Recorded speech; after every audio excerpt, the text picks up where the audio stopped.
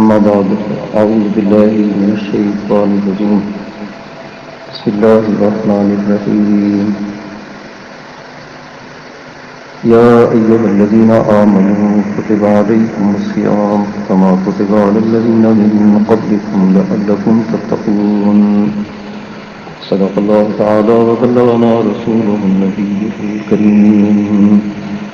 درود پاک کی محبت سے اللهم صل على سيدنا ومولانا محمد معظم الجود والكرم وعليه وأصحابه أجمعين الله رب محمد صلى عليه وسلم ونحن عباد محمد صلى عليه وسلم. گزشتہ روز ہم نے وہ باتیں عرض کی تھیں کہ کئی مسائل سے کہ وہ چیزیں کہ جن سے روزہ نہیں ٹوٹتی، یا عام طور سے لوگوں کے خیال میں یہ ہے کہ اس سے روزے میں فرق پڑے گا یا یہ روزے میں درست نہیں ہے، تو حالانکہ اس سے روزہ نہیں ٹوٹتا. جیسے کہ روزے میں مسواک بھی کی جا سکتی ہے اور مسواک کی بڑی فضیلت ہے، بلکہ حدیث شریف میں یہ بھی آیا کہ ماہ رمضان بھی میں کسی نے عرض کی کہ روزے میں مسواک کروں، جیسے کہ سرمے کے بارے میں پوچھا تھا تو حضور علیہ الصلوۃ والسلام نے اجازت دی، تو مسواک کرنے کے بارے میں بھی پوچھا تو حضور نور علیہ الصلوۃ والسلام نے اجازت دی کہ ہاں اس کی اجازت ہے، یعنی روزے میں مسواک کی جائے. تو سائد نے پھر عرض کی کہ اس میں تو ذائقہ بھی ہوتا ہے، جب ہم مسواک کرتے ہیں تو آپ نے ارشاد فرمایا کہ ذائقہ یا مزہ جو ہم محسوس کرتے ہیں یا ٹھنڈک وہ تو پانی میں بھی ہے جب ہم کلی کرتے ہیں. تو مطلب یہ کہ مسواک کی اجازت ہے اور مسواک کی فضیلت بہت زیادہ احادیث میں آئی. یہ تو حضور علیہ الصلوۃ والسلام کو اس قدر پسند تھی کہ آپ صلی اللہ علیہ وسلم نے فرمایا کہ میں چاہا کہ ہر نماز کے ساتھ اس کو وضو کے ساتھ لازم کر دوں، لیکن ہماری مشکل کو دیکھتے ہوئے آپ نے ایسا نہیں فرمایا، لیکن اس کی فضیلتیں بہت زیادہ ہیں. تو انشاءاللہ تعالیٰ اپنے موقع پر اس کے متعلق بھی عرض کیا جائے. آج کی نشست میں ہم روزے کے جو اقسام ہیں ان سے متعلق کچھ جو ضروری مسائل ہیں کہ جو ہمارے پیش نظر رہنے چاہیے ان کو عرض کرتے ہیں، تاکہ ہم میں سے کچھ لوگ ایسے ہیں کہ جو ماہ رمضان المبارک میں تو روزے رکھتے ہیں لیکن ماہ رمضان المبارک کے بعد روزے کی طرف ان کی توجہ نہیں رہتی. حالانکہ ماہ رمضان المبارک کے بعد بھی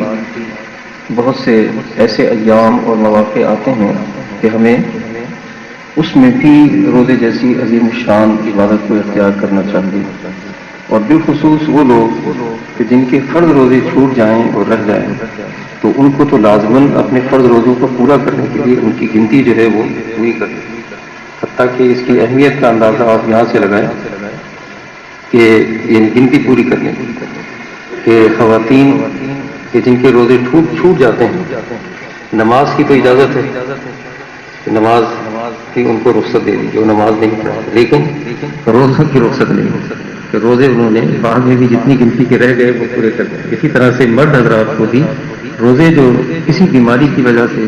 یا سفر کی وجہ سے رہ جائیں تو وہ ان کو روزے اپنے بعد میں پورے کرنے ہیں. اسی طرح سے روزے کی فضیلت میں حضور علیہ الصلوۃ والسلام میں ایک حدیث شریف میں آیا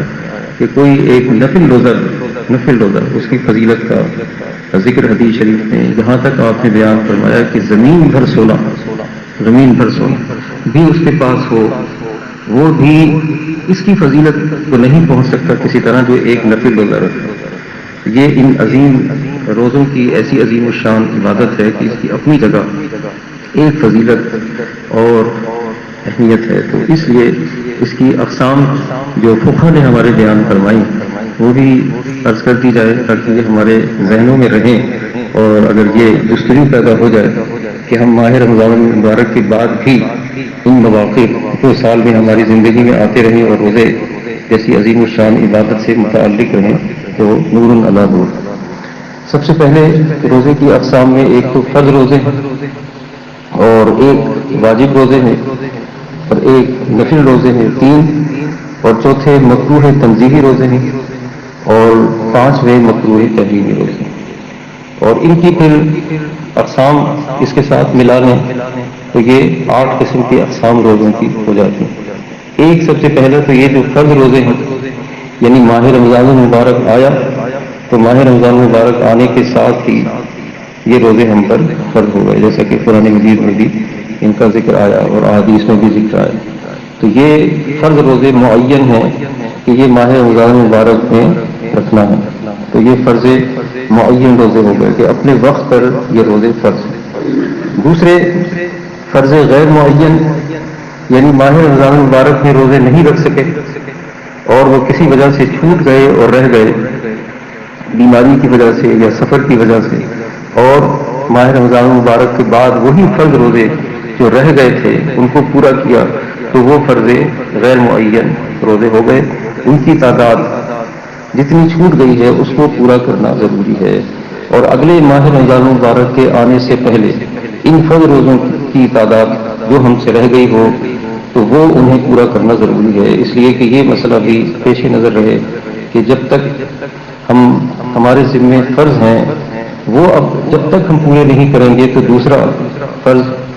کی طرف ہم کیسے جائیں گے، اس کو پورا کرنا ضروری ہے۔ اسی طرح نفل تو قبول ہوتے ہی نہیں جب تک کہ فرض کو ادا نہ کیا جائے، تو یہ فرض معین اور یہ فرض غیر معین ہوئے جو اپنے وقت سے ہٹا کر کے بعد میں ہم نے رکھے۔ اسی طرح سے واجب روزے ہیں کہ کسی نے یہ منت مان لی کہ میں نے اتنے روزے رکھنے ہیں، یا اس طرح سے منت مانی کہ میرا مریض درست ہو جائے، ٹھیک ہو جائے، یا مسافر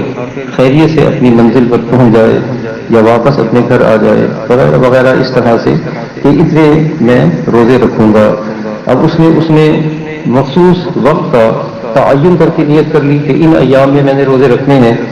تو وہ واجب معین ہو گئی کہ اس کے اوپر لازم تو نہیں تھے لیکن خود اس نے اپنے اوپر وہ روزے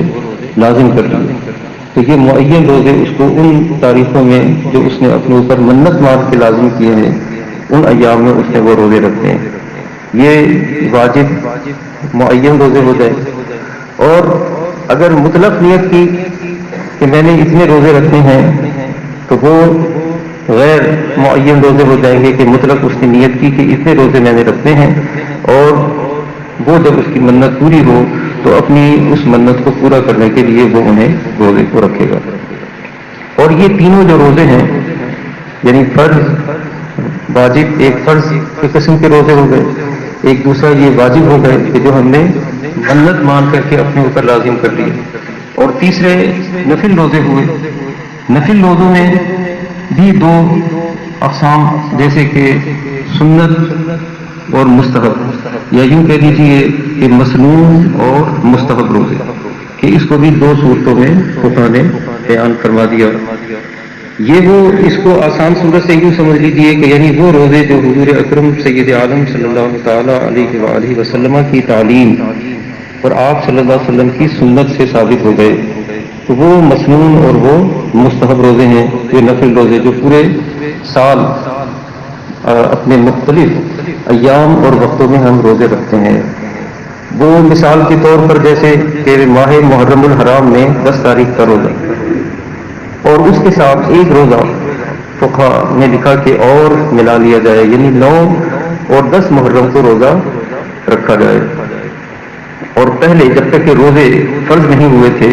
تو محرم کے یہ روزے لازم تھے، یہ بھی لکھا گیا کہ ضرور رکھے جاتے تھے، لیکن جب ماہ رمضان مبارک کے روزے فرض ہوئے تو یہ اب مستحب کے اندر آ گئے، ماہ محرم الحرام میں 9 اور 10 کا روزہ۔ اسی طرح سے پیر اور جمعرات کے دن کا روزہ حضور اکرم سید عالم صلی اللہ تعالی علیہ وآلہ وسلم کے عمل سے بھی ثابت کہ آپ صلی اللہ علیہ وسلم پیر کے دن روزہ رکھا کرتے تھے، اور جمعرات کا بھی ذکر آیا۔ اور پیر کے دن کا یہ بھی ذکر آیا کہ آپ صلی اللہ علیہ وسلم نے ارشاد فرمایا کہ اس دن میری ولادت ہوئی۔ معلوم ہوا کہ حضور علیہ الصلوۃ والسلام کی ولادت کے دن کا اہتمام کرنا اور خوشی منانا یہ تو خود حضور علیہ الصلوۃ والسلام کے عمل سے بھی ثابت ہوا، اور آج بھی حرمین شریفین میں یعنی مکہ معظمہ میں اور مدینہ منورہ میں لوگ پیر کے دن کے روزے کا اہتمام کرتے ہیں۔ اور بہت سے شہروں میں اور علاقوں میں بڑی بڑی مساجد میں بھی پیر کے دن کا روزہ آج تک لوگ اس کا بڑا اہتمام کرتے ہیں. مدینہ شریف میں تو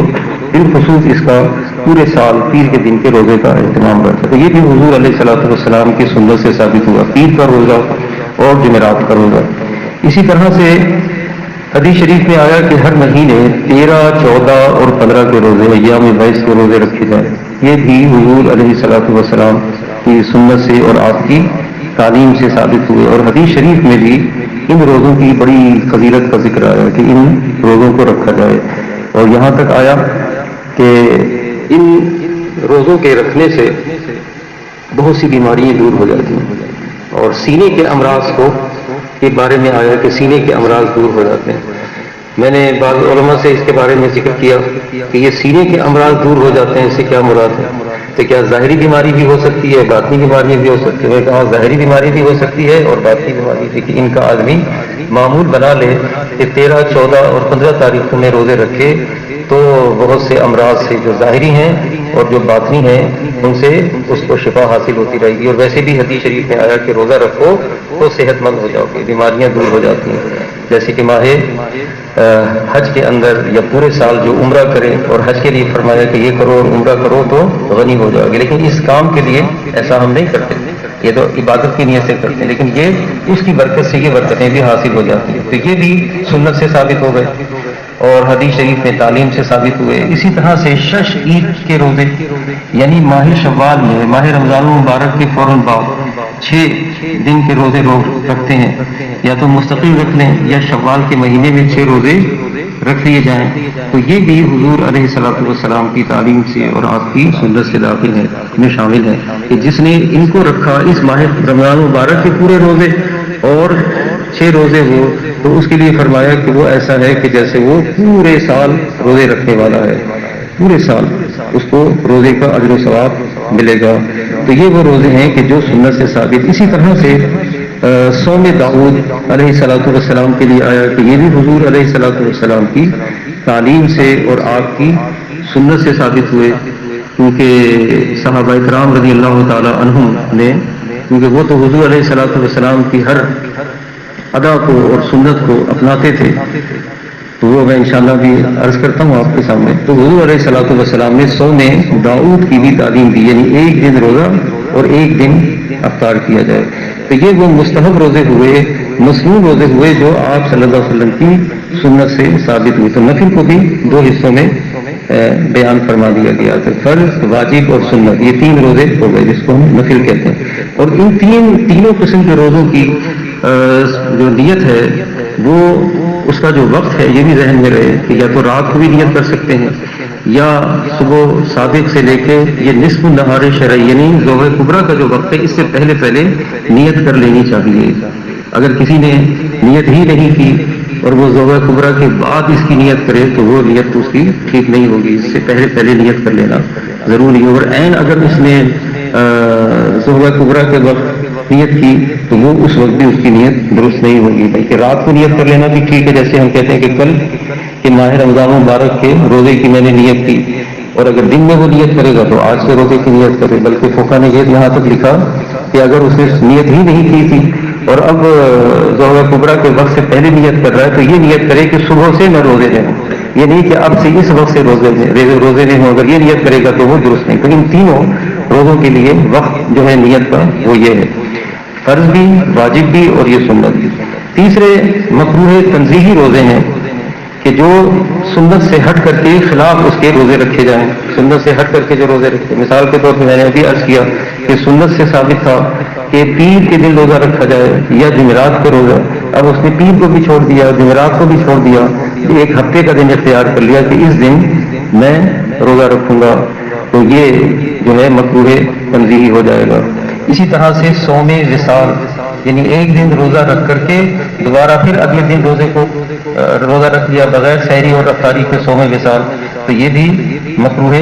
تنزیہی کے اندر شامل ہوگا. حضور اکرم سید عالم صلی اللہ تعالی علیہ وآلہ وسلم کی یہ عادت کریمہ بھی رہی کہ آپ صلی اللہ علیہ وسلم نے بغیر سحری اور بغیر افطاری کے روزے رکھے، جیسا کہ حدیث شریف سے ثابت ہے. تو صحابہ کرام رضی اللہ تعالی عنہم نے بھی کوشش کی کہ ہم بھی اس سنت پر عمل کریں حضور علیہ السلام کی، لیکن ان میں اتنی ہمت نہ رہی چند دنوں ہی میں کہ مسجد تک حاضر ہو سکیں۔ جب آپ صلی اللہ علیہ وسلم نے پیارے اور کریم آقا نے دیکھا کہ صحابہ کرام یہ اتنی شکت نہیں رہی، پوچھا کہ کہاں ہے، تو عرض کی گئی کہ وہ صوم وصال رکھتے ہیں، تو حضور نے ان کو منع فرمایا کہ تم صوم وصال نہ رکھو، اور اپنے لیے ارشاد فرمایا کہ یہ جو صوم وصال روزے ہیں یہ تو مجھے میرا رب کھلاتا اور میرا رب پلاتا ہے۔ بلکہ صحابہ سے کہا ایکم مثلی، تم میں سے کون میری مثل، اگرچہ کہ قرآن مجید میں آیا، لوگ حوالہ دیتے ہیں قل انما انا بشر مثلکم، کہ حضور علیہ الصلوۃ والسلام کو یہ آیت پڑھ کے معاذ اللہ کہتے ہیں کہ وہ ہماری طرح مثل ہے، حالانکہ وہ حضور کا ارشاد تو کفار کے لیے ہے، کہ کفار سے حضور نے فرمایا قل انما انا بشر مثلکم، یہاں صحابہ سے کہہ رہے ہیں،